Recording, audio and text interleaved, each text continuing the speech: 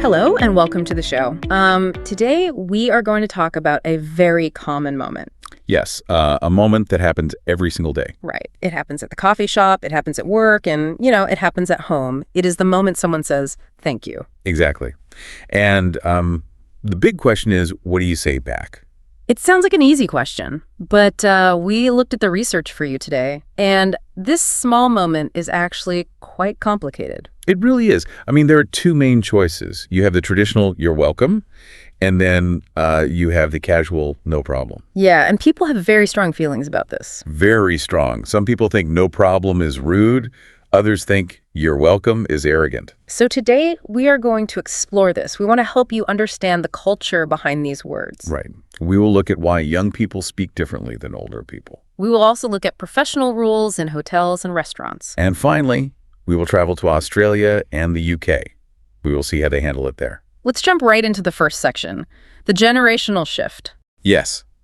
Broadly speaking, we see a split between older people and younger people. Older generations like boomers prefer you're welcome. But why is that? Is it just a habit? It is more than a habit. It is about how they view politeness. Oh, okay. How do they view it? Well, for older people, saying you're welcome is a standard rule. It is the correct answer. It is what they were taught in school. Exactly. But if we look deeper, it is about value. They are acknowledging the value of their action. So when they say you're welcome, what is the secret message?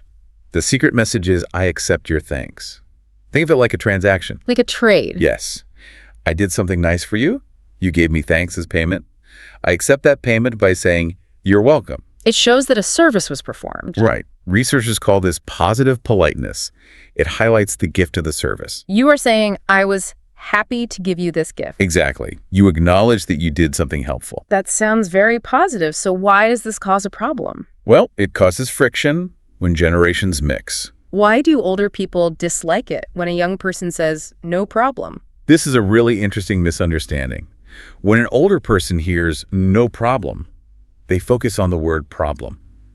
They take the word literally. Yes, they do. Huh. They might think, wait a minute, why are you talking about a problem? They wonder, was I a problem to you? Precisely. To an older person, no problem can sound dismissive. It sounds like you do not care. Right. It lacks that formal acceptance of the gift. To them, it feels lazy. Okay, I understand the traditional view now. Let's flip the coin. Let's look at the younger generation, millennials and Gen Z. I do not think young people are trying to be rude when they say, no problem. Not at all. In fact, they are trying to be very polite, but they use a different system. What is their system called? In language studies, we call it negative politeness. Negative politeness. That sounds bad. It sounds bad, but it is not. Positive politeness adds something, like a compliment. Negative politeness removes something. What does it remove? It removes the burden. It respects the other person's freedom. So when a young person says, no problem, what is their secret message? Their message is, please do not feel like you owe me. They want to minimize the debt. Minimizing the debt. That is a great way to say it. Yes. They are saying, helping you was easy. It was not a big deal. You do not owe me anything in return. Right. They're trying to lower the pressure of the interaction. So the older person wants the favor to be seen as a special gift. And the younger person wants to pretend the favor was nothing at all. That makes sense. And this is why younger people do not like you're welcome. Exactly. If you believe politeness means lowering the debt, you're welcome feels wrong. It feels like you are increasing the debt. Right. It sounds like you are saying, yes, I did a great thing for you. You should be very grateful. To a young person, that sounds a little arrogant. It does. It sounds like you expect praise. It feels too formal. That is a huge gap in understanding. It is the core of the issue. Both people are trying to be polite, but they use completely different codes. The older person thinks, no problem, ignores the gift. And the younger person thinks, you're welcome, demands a debt. Our sources made a very good point about this. For young people, helping a friend is just part of living in a community. Yes, it is expected. So making a big deal out of it feels strange. If I hold the door for you, I assume you will hold the door for me later. We do not need a receipt for that trade. Saying no problem shows we are on the same team. So for you, our listener, this can be tricky. Which phrase should you use? Context is everything. It depends on where you are and who you are talking to. If you are in a formal situation. If you are talking to someone older or a boss, You're welcome is the safest choice. It is hard to go wrong with "you're welcome" in a formal setting. Exactly. It is the traditional standard. But if you are with friends, it is different. If you say "you're welcome" to a close friend, it might create a strange distance. Right.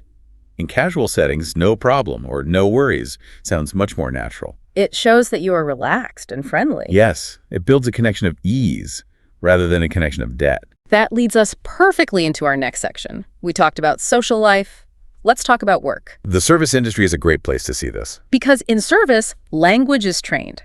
Companies tell their workers what to say. Yes, it is part of the product you buy. We have two very different examples here. The luxury standard and the fast food standard. Let's start with luxury. The Ritz-Carlton Hotel is famous for this. They are the top level of hospitality. And the rules there are very strict. Very strict. The Forbes Travel Guide tells us they cannot use slang. So no problem allowed. Definitely not. If you work at a luxury hotel, you cannot say no worries either. That makes sense. What do they say instead? They are trained to say, "It is my pleasure," or "I am happy to assist." It is my pleasure. That is a very strong formal phrase. It is. And it has a specific purpose. It implies that serving you makes the worker happy. It shifts the focus from the hard work to the positive emotion. Yes. It shows intentional service. They are saying, "I want to make you happy." There is a phrase for this in sociology. It is called emotional labor. Absolutely. Emotional labor is the effort required to manage your feelings for a job. You have to act like you are happy even if you are tired. Right. Saying, "It is my pleasure," requires high emotional labor. You have to convince the guest you love carrying their heavy bags. That is hard work for the employee. It is. But for the guest, it creates a feeling of total luxury. The guest feels very important. Yes, every sentence must be full and polite, no short answers. So instead of saying sure, they say, "I would be delighted to help you." Exactly. The language makes the guest feel like royalty. Now let's look at something completely different. The fast food industry. Let's talk about the Chick-fil-A restaurant in the United States. Usually fast food is very casual. You expect to hear "yeah" or "no problem." But not at Chick-fil-A. Their workers are trained to say, "My pleasure." Just like the Ritz-Carlton Hotel. Yes. They took a luxury script and put it in a fast food drive-thru. And the public reaction is fascinating. Some customers really love it. Many do. They think it brings class and respect to a simple meal. It makes them feel valued. Right. It makes the restaurant feel different from others. But some people have a negative reaction. Our sources say some find it creepy. Yes. They call it robotic or forced Why does it feel strange to them? because the context does not match. At a luxury hotel, you pay for performance. But at a fast food place, you just want a quick sandwich. Exactly. When a busy teenager says, "It is my pleasure," it can feel fake. It feels like they are reading from a script. It feels unnatural.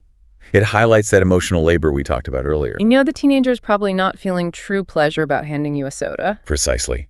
But even if it feels a little weird, it is a huge marketing success. People definitely remember it. So for our English learners, my pleasure is powerful but formal. Use it carefully.